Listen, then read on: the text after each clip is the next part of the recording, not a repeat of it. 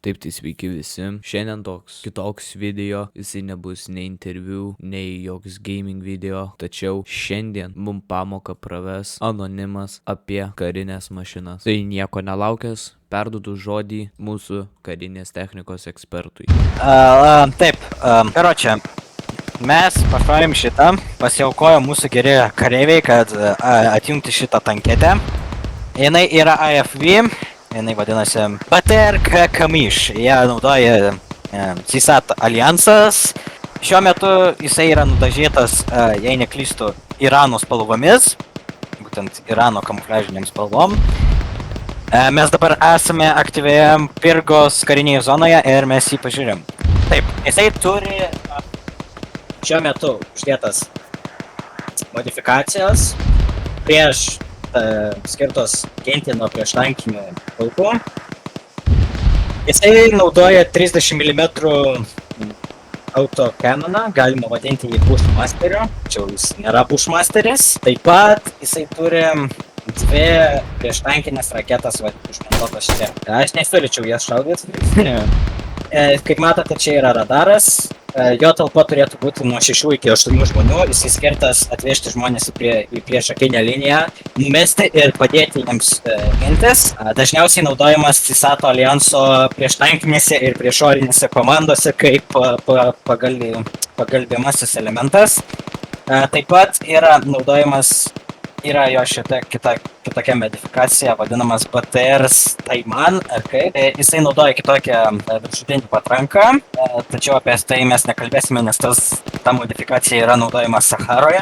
Jos nematyta nuo 2032 metų krizės, kur prancūzai turėjo prieš jos kovoti kartu su UNA. Taigi, kaip matote, žodžiu, bakas. Gražus daiktas. Gerai, ačiū jums už pristatymą. Nu, atsitraukiai. Nuo tanko jau. Dar bėg. Viskas, man rodo, saugus. Gali žiūrėti. Veik! Jūs kaip matote, čia yra vienas iš to patalpojimo. Šiuo metu jisai užsiema mūsų priedangą prieš galimus priešus tame pastate. Jisai naudoja sprogstamasis kolkos, tai jeigu tame pastate būtų tikri kareiviai, ten būtų faršas. Nu, žmonės mato, pavojinga. MSA-3 Madrid, lengvesnis BTR Kamiš variantas. Kaip lengvesnis? Pagal klasifikaciją šitas yra APC, Armored Personnel Carrier, palyginus su IFV.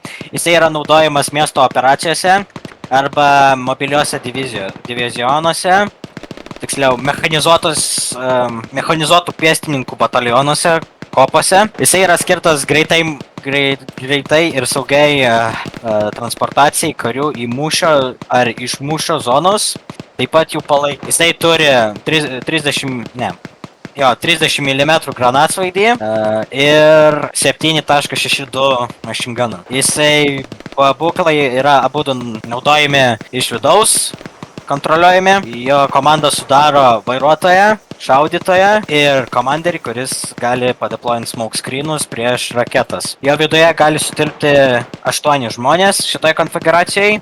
Kaip ir su praeitų tanko modeliu, yra modifikacija, kuri yra naudojama Saharoje, CSAT jėgų. Jinai skiriasi to, kad vietoj automatizuotos viršutinės dalies jinai naudoja užmontuotą M2 Browning machine guną.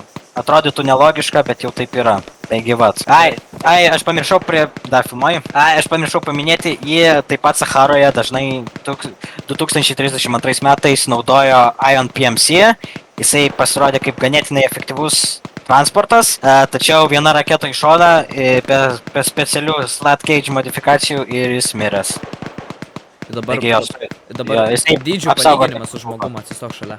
Jo, mažiukas palyginimas. Mes jį pamatysime karo, jis dabar pradės pradeginėti mūsų leidžiančius karius, varyti į Pirgos miestą. Praėjo kelios valandos, pakol mes jį apšarvavom.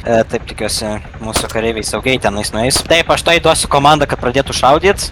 Palauk, aš tai... Taigi, jūs matote jo pasitaisėm, pasirodo 7.62 ne ant šitą naudojimas. Čia yra 12 mm sunkusis machine gunas, kulkosvaidis tiksliau. Jūs kaip matote, jis dabar dengia mūsų karių judėjimą frontą. Okay, pirma grupė nusileido ir jau saugo tą vietą.